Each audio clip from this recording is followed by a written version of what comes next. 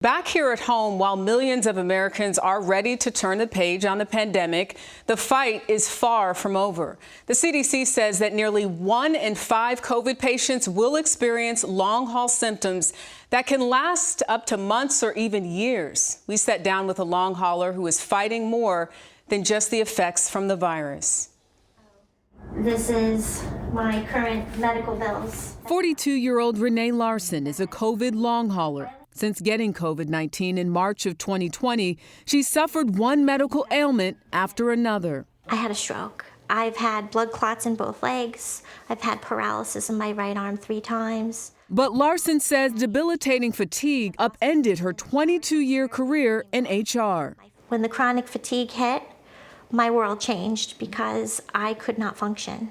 Unable to work, Larson lost her job, and unable to pay her bills, she says she lost her home and is now living with a friend. She spends her days seeing one doctor after another. Everyone has a different take, every doctor. I have 23 doctors. I'm sorry, you have how many doctors? 23. Because of Because COVID? of COVID. Before this, I only had asthma. So this has changed my life. There is no universal clinical definition for long COVID, but there are more than 200 symptoms associated with it. With long COVID, the mantra must be, it is real. Dr. Ted Long treats people with COVID. Some of the more common symptoms that I'm seeing are brain fog, fatigue, depression, shortness of breath. But there are some of my patients that have symptoms that are less common, things like hair loss. Renee Larson is also fighting to get insurance benefits. Larson says she's been denied disability from her employer and Social Security.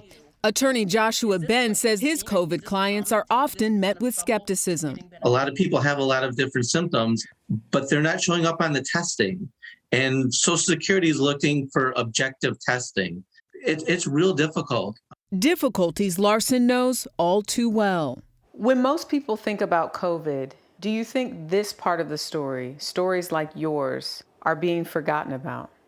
We're left behind. I think that we're the forgotten people of COVID right now. We're survivors.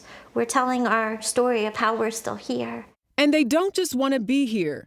They want to be healthy.